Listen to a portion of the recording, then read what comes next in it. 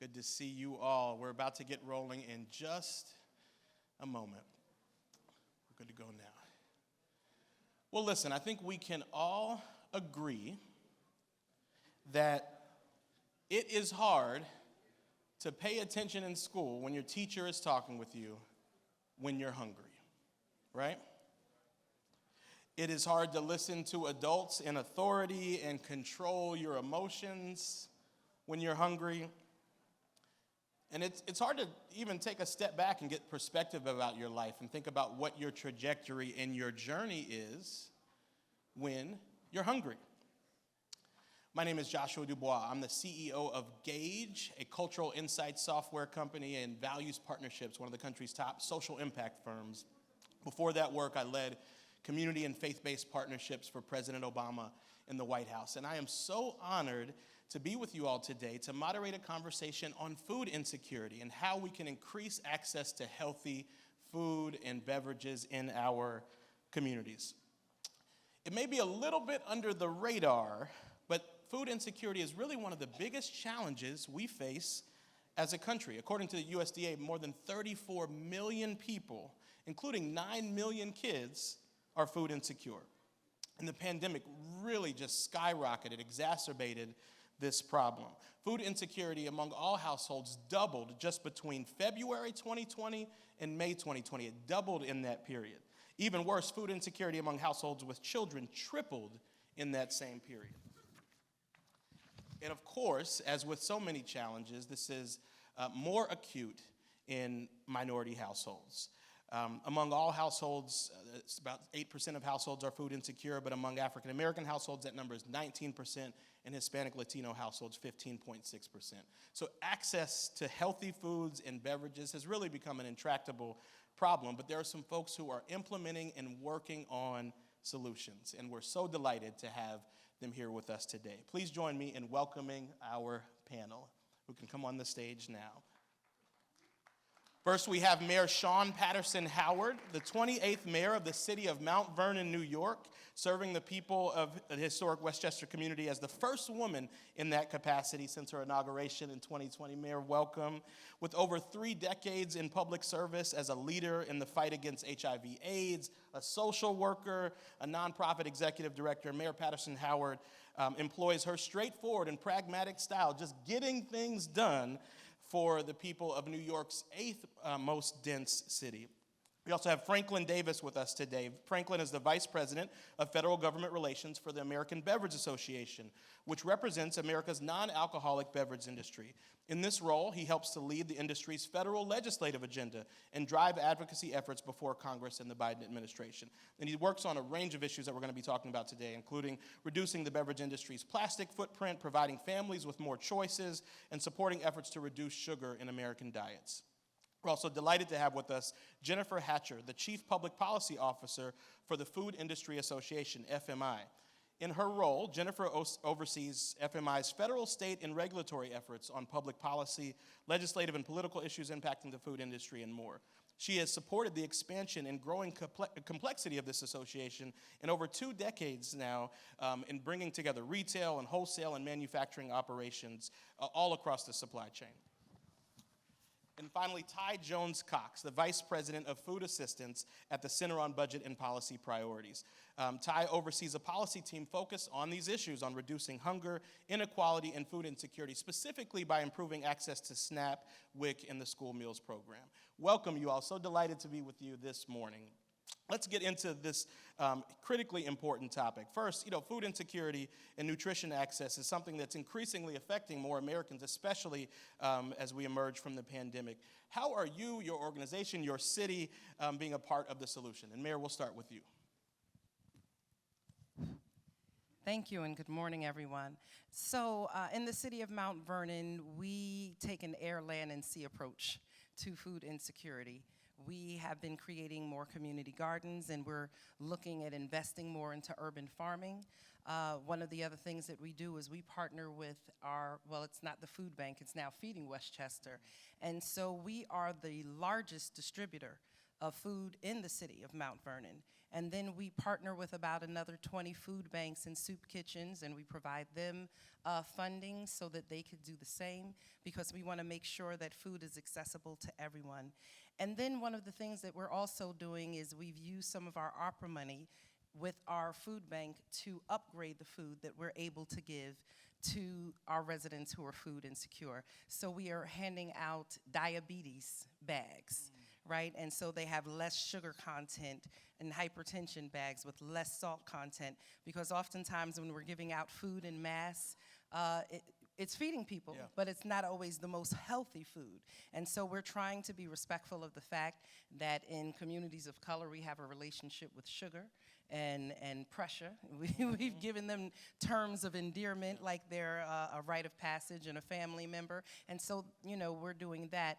The other thing that we're doing is we have the largest food delivery program in our county. And while we are not the largest community in our county, we do deliver the largest amount of meals, not only to seniors, but to those who have a hard time mobilizing and getting out and getting around. And so those are just some of the things we're doing, but I don't want to take too much time. That's phenomenal. That relationship with sugar and pressure. My goodness, that's a complicated relationship indeed. Frankly, we'd love to hear from you. How is the beverage industry impacting these issues of access to healthy food and beverages? Yeah, we'll echo the mayor's point here of how folks should have access to nutritious foods. We know as an industry we can control the beverage aisle, and that's one of the things we've been looking to do. We've had some really good successes in helping folks realize that there are smaller portions out there. There are options with less sugar and no sugar. We know when we give those beverages to communities, people tend to enjoy them, and they figure out, look, we have the ability to change behavior here. We've worked pretty strongly, I think, in developing some pretty strong partnerships. And we know when you have good national partners, good local partners, you can really force that change. Our industry, we took full-calorie beverages out of schools years ago. It wasn't the most popular thing to do among our entire membership, but we knew it was the right thing to do. If you talk to our executives, you talk to our companies, you talk to our industry, we acknowledge we have calories, we acknowledge we put sugar on the shelves, and so we have to do things that mitigate that sugar out there. And when we say do things, it's not just running a campaign in the Beltway, Joshua. It is about reducing sugar in the can. It is about reformulating so there's less sugar in the cans that people have already bought and they know and they love. But I also think you have to look at portion size too, right? We've seen this trend where everything's gotten bigger. But in our industry, we've said, you know what, let's try a mini can.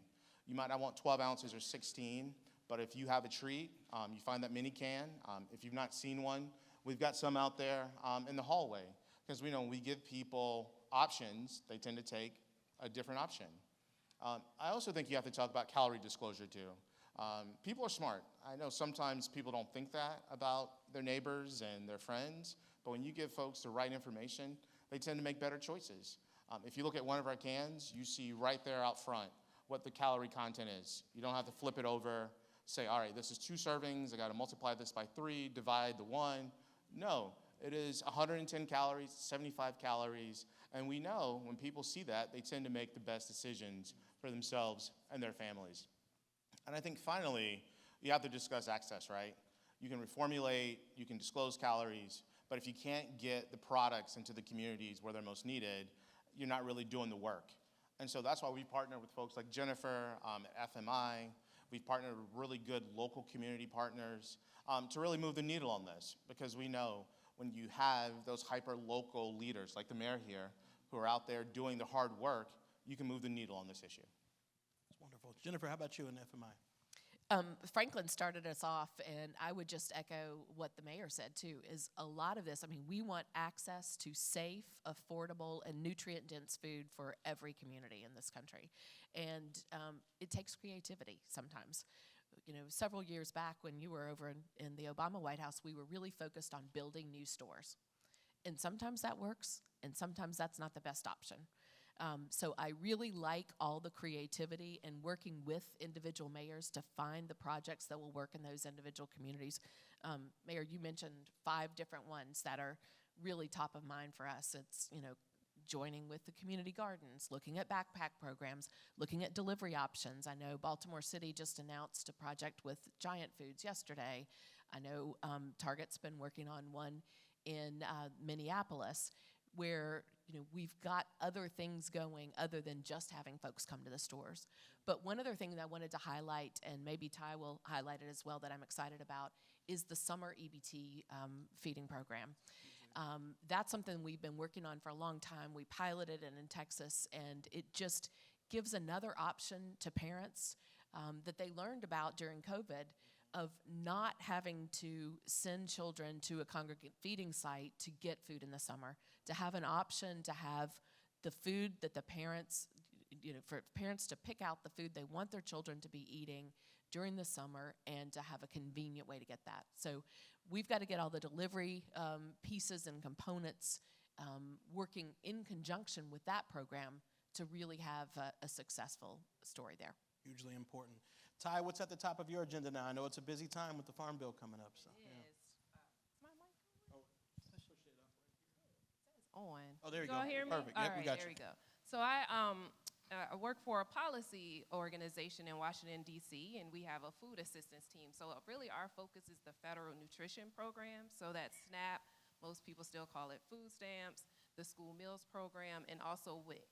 And so our focus is kind of like a multi-tiered approach. We work directly with state advocates and local advocates in states and food banks, making sure that people know the programs are there, people know how to apply, the rules make sense. And then we also work with state agency partners. So we work directly with SNAP directors, WIC agencies, school meal providers, because a lot of times you can have a really great policy, but at the end of the day, if there's not conversation, it's not working on the ground. And if people don't know they can apply or they're eligible, like you have a great program, but nobody is on it. So we make sure to do that. And then we also do a lot at the federal level. Just yesterday, I was at Senate Ag for a Farm Bill hearing, talking about the importance of SNAP, how it reduces food insecurity, how the people on SNAP do work.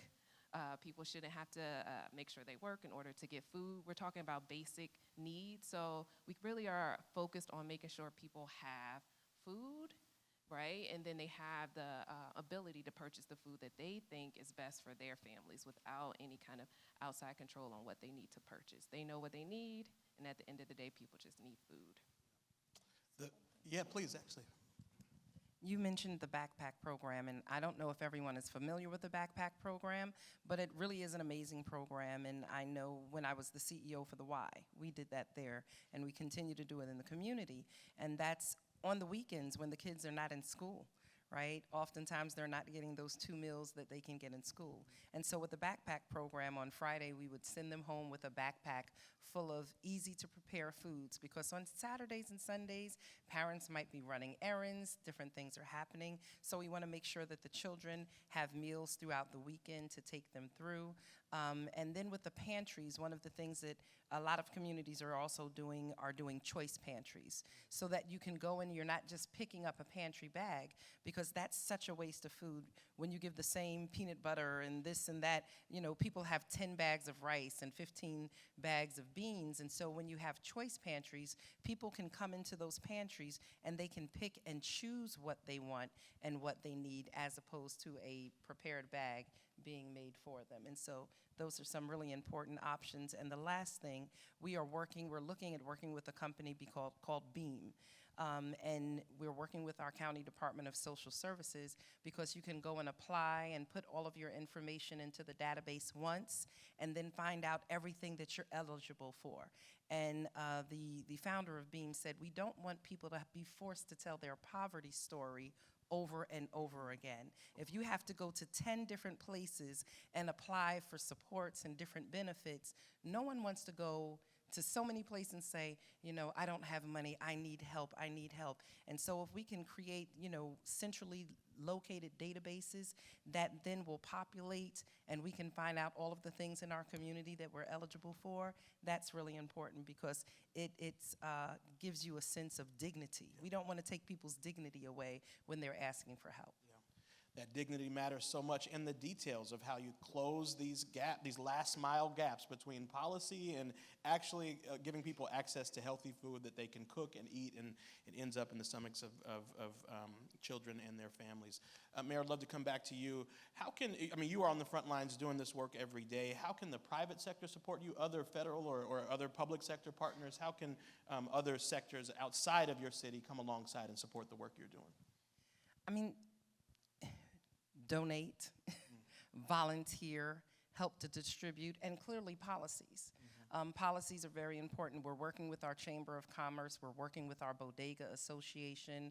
We are working with our supermarkets because we want to make the healthy choice the easy choice.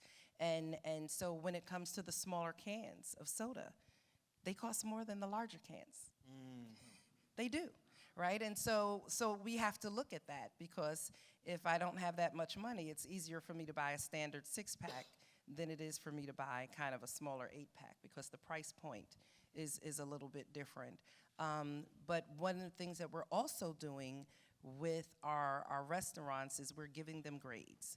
We'll be giving the restaurant grades around the healthy options that they're providing, the price points at which they're providing those things. And so when you're working with your restaurant association and you're working with your bodega association to make sure that they're doing combined purchasing, so that they can provide fresh fruits and vegetables within the local store instead of going to the supermarket. It's easy to go downstairs right in your neighborhood to the corner and get lettuce and tomatoes and cucumbers to make a salad.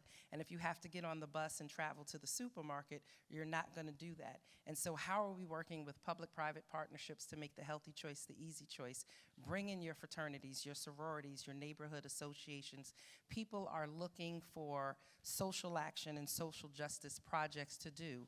And if you find out where your passions align, then you can build out from there. There are so many people who are looking for opportunities to become involved in food security that it's not hard to do. And the other thing, the marijuana industry, right? And so we know all across the country right now, marijuana is being legalized in different states. And so in New York, as marijuana has been legalized, we're saying, well, how can you also help teach urban farming in our community? Right? And so that they're growing marijuana, and they can teach people in neighborhoods how to also grow fruits and vegetables so that people could have easy access. A different sort of broccoli we need to put in some of these gardens. Franklin, over to you next. The beverage industry often gets caught in the crosshairs for selling beverages that some say just simply contain too much sugar. What do you think the industry is doing right to ensure that communities have access to healthy foods? And really, how can you increase the spectrum of options, including those that have lower sugar? Yeah, I think we agree with most of the folks here. The overconsumption of sugar is a problem. As I just highlighted, our portfolio is 60% zero sugar now. And if you give people the options, they tend to try them. We have worked very strongly with some local community partners. East LA is a good example. You talked about the bodegas. There's a wraparound service provider in East LA called Barrio Action. And Barrio Action focuses on helping folks understand that there are more nutritious options out there. So we've gone to Barrio and we said, push us. Like if you talk about pricing, go to that local bottler and say, what are you doing about couponing and price to make sure these options are available? So we know when we use partners like Barrio, and they've told us, when they go to a bodega, they now see places that were once full calorie. Now it's 0 calorie and it's no calorie and it's waters. And they will say, this is a sea change. If you would have come in this bodega 10 years ago, 20 years ago, you wouldn't have seen these products. And again, you've got to talk about access. You've got to create that market for these products. Our companies are some of the best marketers on the planet. And so when they get together, if you've seen our ads, you've seen that Coke, Dr. Pepper, PepsiCo, seal together. People tell us these guys hate each other in the marketplace. And if they're doing something together, I need to figure out if it's right, because that's scary. These guys are working together. So the problems of overconsumption of sugar is something we are working on. Again, I say it all the time. We have calories in our beverages. We take responsibilities for those calories. We want to make sure that as we do that, We're giving people products that they love. You can reformulate, you can put 0-calorie products on the shelves, but if nobody wants them, they'll just revert back to what they've always done. And so our industry continues to lead in this. They want to make sure that when we innovate, we're putting products on the shelves that not only get consumed, but they also help create some multi-generational change. If you've got TikTokers or Snapchatters in the house, you know that when you want to introduce a new technology, you've got to do it with the younger folks. We've got a partnership in Little Rock right now where we've got a multi-generational wraparound service provider, again, working with local community leaders to say, hey, let's get these beverages in the hands of our elderly. To your point, we've got all these great names for the afflictions that impact our community, but it takes all of us. It takes that local nonprofit. It takes local elected leadership. It takes federal policy to make sure we're doing the things we need to do to improve health outcomes broadly. Yeah, that's great. Jennifer, so I actually live in a food desert in southern Prince George's County. We love our house, we love our neighborhood, but we hate the food options available right around us. What's the latest on food deserts, and what is the food industry doing to address this issue? No, it's a great problem and a great question. And I think what we found is there is not a single solution. There are a bunch of smaller solutions. We did some research several years back on childhood obesity, and we compared a healthy weight child to an obese child to try to figure out, is there a silver bullet? Is there something magical we can do? And what we learned was no. Every little thing makes a difference. And to get children involved in sitting down as a family and eating together. We have National Family Meals Month for exactly that reason, to try to encourage families to eat meals together. In my family, it's breakfast, not dinner, because we're all out doing different things in the nighttime. It doesn't have to be dinner. The second part of it is to get them involved in cooking. Teach them how to cook and get them involved in cooking. Get them involved in selecting the items at the store. And to the point that you raised, even to learn where their food comes from and how to grow it. And all of these pieces, I know that sounds like it doesn't apply to food deserts, but building stores may not be the only solution. Some of it is going to be delivery options and making sure that there are affordable delivery options or free days and free times, and that we have safe areas to deliver those foods to. If you build a store, we talked about the bodegas and partnerships with bodegas to make sure that we're getting those wholesale products into those stores that folks in the community want. We work with all sizes of stores, from the smallest bodegas to the largest international companies, and making those partnerships between all of those companies to really ensure that folks are getting those safe, affordable being a key there, and nutrient-dense food, the nutritious and affordable. It's a three-legged stool, and every piece of it is really important. Affordability is so key, and low-cost delivery, because as we know, for too many households, the ability to actually have that food delivered is a challenge. Ty, we know that it is prime time in your world with the Farm Bill, and we know how centrally important the Farm Bill and child nutrition reauthorizations are. How can those of us here today support your efforts to advance policy that supports folks in their communities? How can we rally around this moment? Great question. So for the Farm Bill and SNAP, I think really what it is making sure that people understand that the program works as it is, right? That there are, that it's not simple, it's not easy, that there's not a lot of fraud, but there's also a lot of groups who do not have access to SNAP that I think we need to highlight. One being Puerto Rico and the territories. They do not have SNAP there. They have a block grant program. They are citizens. They are part of this country, and they have this. Because it's a block grant, it's a much smaller program, and if it's too many people, some people aren't eligible. So that's one. Also, they have a time limit for, as they call, able-bodied adults that are 18 to 49 who are not working at least 20 hours per week. They are able to get SNAP for 3 months out of a 3-year period. And the issue with this is not just that whether people can or cannot work. There's a lot to report that you're working each month, each week, every time showing. Like sometimes people's hours fluctuate. Lyft drivers, a lot of people are in the gig economy. They're not able to show how they're working, so they are cut off. And they're trying to make that tougher. They actually have potential legislation pushing that up to age 64, because they're like, if you're 64, you could still work. well, why are you sitting on the sidelines? So there's a lot to really, I think the local groups need to show real people and how this applies. So we don't want any of us sitting on the sidelines, because we want to talk about how important SNAP is in the groups that are left out. Seniors have a very low participation rate, although they are eligible in SNAP. And a piece of it is kind of what the mayor talked about, is this lack of streamlined, I get SSI, but I go somewhere else to get SNAP, and I will go somewhere else to get my drug prescription, like on and on. So if we had a way to better streamline it for seniors, they would have more participation. And then quickly, the second, outside of SNAP and the Farm Bill, which really is taking up all of our time, is the summer EBT program that we just talked about. So this is a program that was started during the pandemic in the summer so that children were actually given EBTs.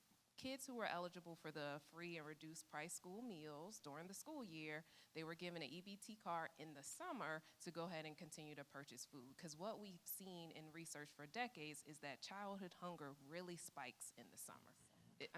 It's crazy. And so this program showed real results of reducing childhood hunger. So now there is actually permanent legislation past the pandemic. It'll start, it goes on this summer, but the real program starts next summer. So in the local communities, what you can do is make sure people know about it. Maybe have a let's combat childhood hunger this summer, tell people about summer EBT, tell people about SNAP, connect them to a library. Like, we could just make this a really big win in any community, because most people, I think, are against hunger for children. So it feels like a pretty safe thing to say we're trying to reduce hunger for children in a program that has real results. So it's a brand new entitlement program. If you want to talk, I'm happy to do that, because we really want to make sure that kids are fed in the summer.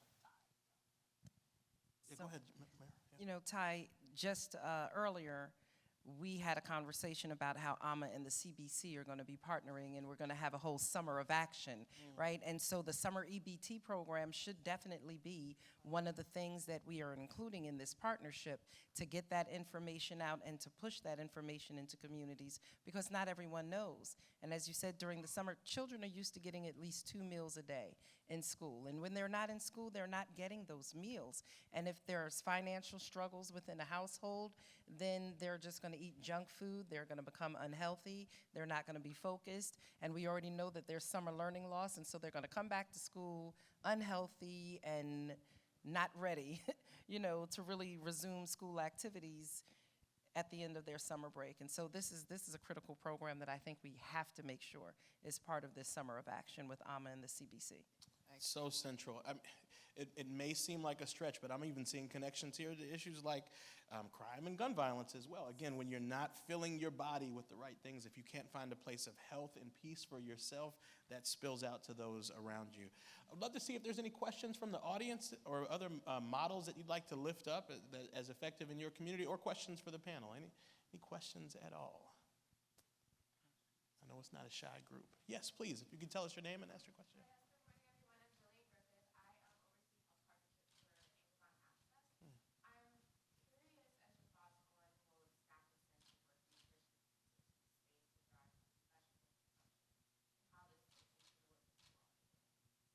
SNAP incentives, yeah, please. Okay, I'll go first. So I think it's important, because they usually try to do food restrictions, right? They try to take away people's ability to pick, and I think the point is, if you're going to purchase fresh fruits and vegetables, you should be incentivized by giving $1, extra $1. So there's programs right now called Double Up Bucks, or different names, which basically, if you use your SNAP benefits to purchase fresh fruits and vegetables, you're actually given another $1 to purchase more. So incentives work much better than restrictions.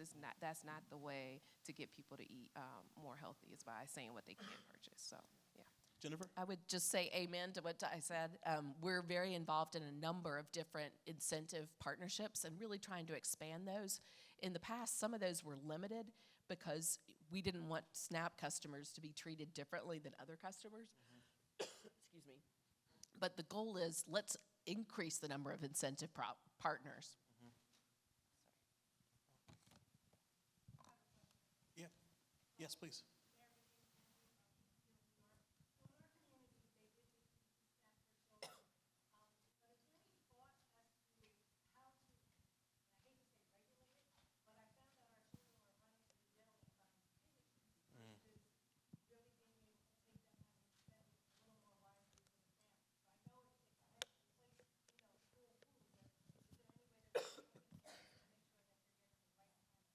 Yeah, building on the These same question. these incentive partnerships, like the one you might read in the, there was one that was just announced in Baltimore City yesterday with Giant Food, and it's specifically to incentivize fruits and vegetables, both fresh and frozen. So, to your point, there are different programs that would allow incentives on those kind of things rather than, putting major restrictions on them. And I will say, these are the experts. I'm just speaking as a dad of 3 whose children love Cheetos.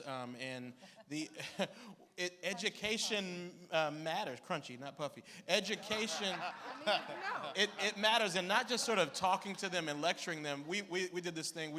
I went to Wegmans because they just refused to eat anything healthy, and we did a blind taste test. Like, we made it fun. I laid out stuff, and they were not allowed to take their blindfold off, and they liked the yogurt, they liked the sweet potato chips, and so forth. And so I think we have to realize that, one, restricting people or beating them over the head with it is not going to get us there. We have to take creative approaches and bring kids and families along and sort of educate along the way. In the same way that we're creative about anything else, other solutions that we're trying to solve. I think implementing strategies that educate people and bring them along in the process so that it feels more like their choice is one way to look at that as well. Yeah.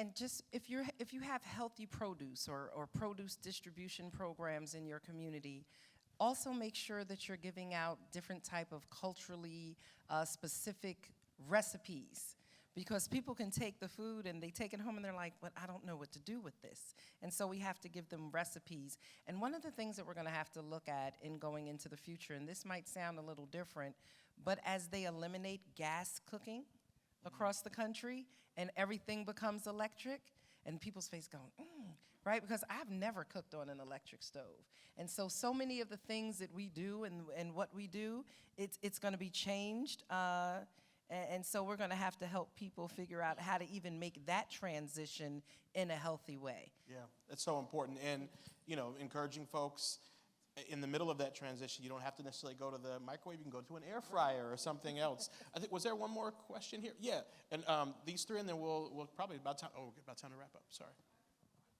Yes, I'm sorry. Go ahead. I didn't realize. Go ahead. Sorry, yeah.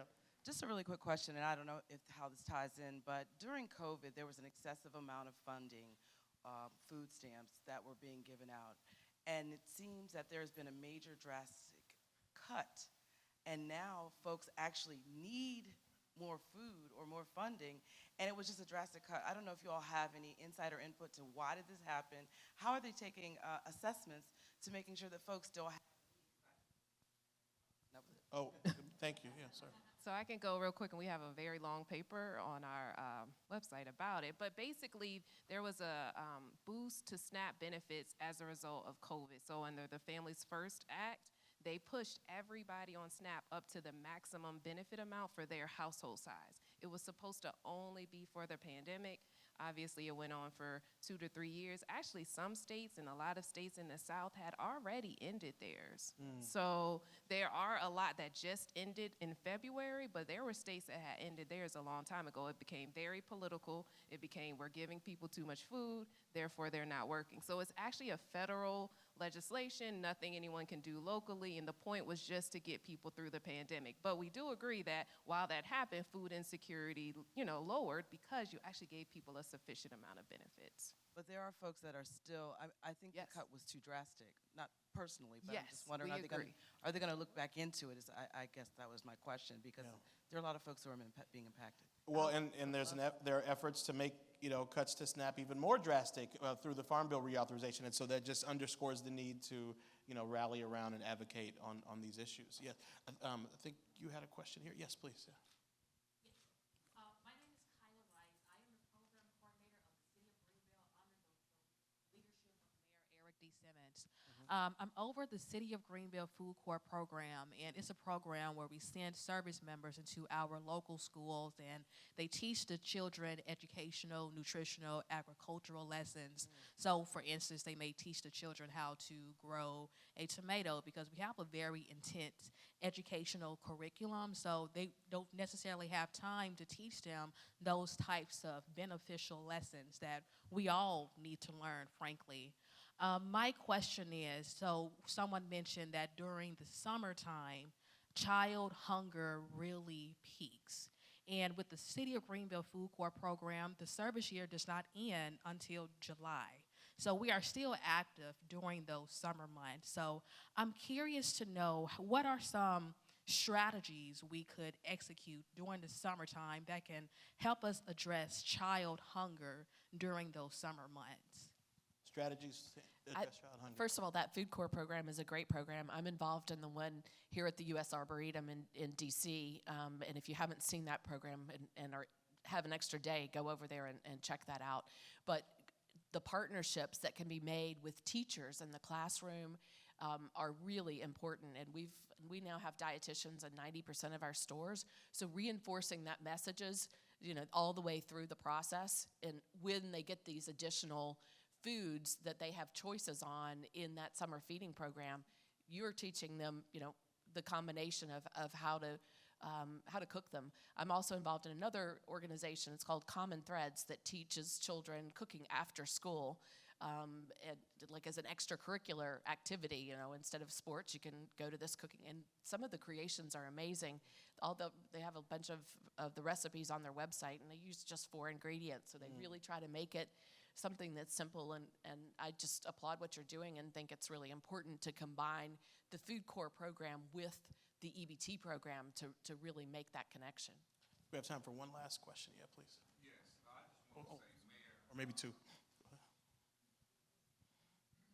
Mayor Howard, I really appreciate the way you highlighted in our community words like pressure, sugar are endeared. Because when I saw Facebook posts, I'm that pressure, or the rapper Sugar T, which I'm dating myself. But how do we, use the bully pulpit in terms of educating so we can reverse and give our people a better understanding of those terms that are killing us? We would love for you to address that one. I want to combine it with, sir, I believe you had a question as well. We're going to bring those together, and then we'll wrap up with these. Yeah. Yeah, basically, our summer food program is ran through the school systems.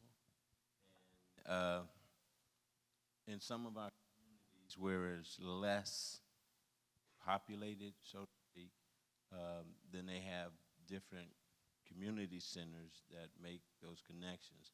In our area, basically, it's a YMCA that all of the systems are ran through. But the smaller communities that just have their own private community centers are not being serviced in that area. And those are basically minority communities. So what's a plan to be able to change that, because it's a lot of red tape to get it out of the YMCA and into the underserved communities. Yeah. So how do you go about handling that? So, Madam Mayor, if you could maybe address the sugar and diabetes issues and then sort of the messaging and outreach around that, and then maybe Ty, speaking to this issue of rural communities, places where that summer food site is harder to reach. Yeah, over to you. So as mayors, we can use the bully pulpit. Sometimes you have to take it in almost a comedic way, right? Because it's really serious and people don't like you to mess with their food. And you can say sugar and pressure are not rites of passage. Because that's what we look at it. Oh, all of my aunts and uncles had it, my grandmother, my grandfather, we're going to get it.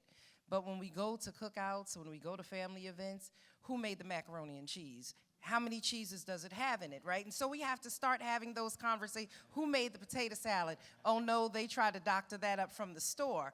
And so you take that comical approach because it helps people to put their guard down. But then you ask them, please, let's look at your bloodline and let's see how many people did have diabetes and how many people had pressure. I've put on a mayoral 50. It wasn't a COVID. I put on a mayoral 50. And so, as mayors, we have to be the first examples also. And so I'm going back home and I'm going to refocus because in a month and a half, I'm hitting the double nickel, right? And I want to be healthy going forward.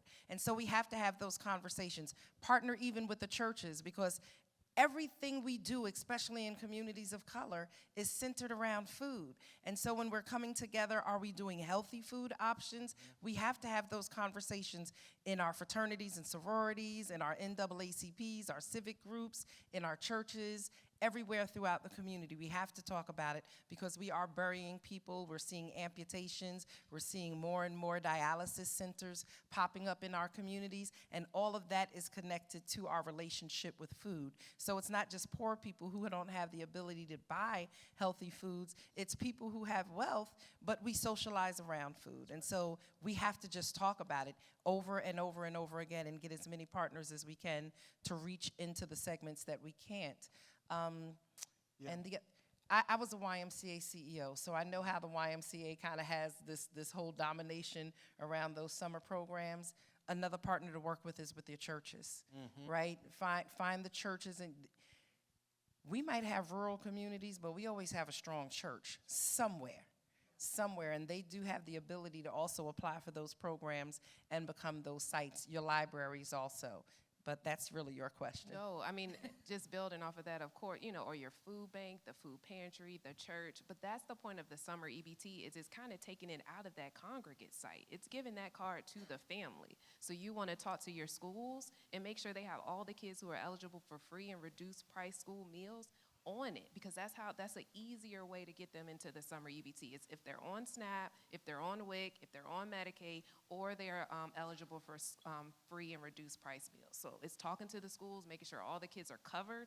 Therefore, they get an EBT card that goes to their house that they can use it, as well as the pantries, the churches, the food banks, to talk about how it's working at the congregate sites. Yeah.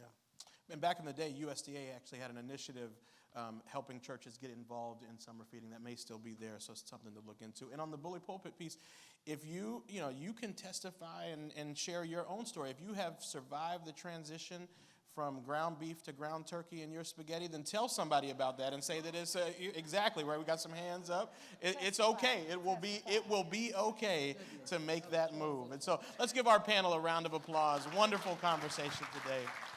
And thank you all so much. Let's go and fight for access to healthy food and beverages.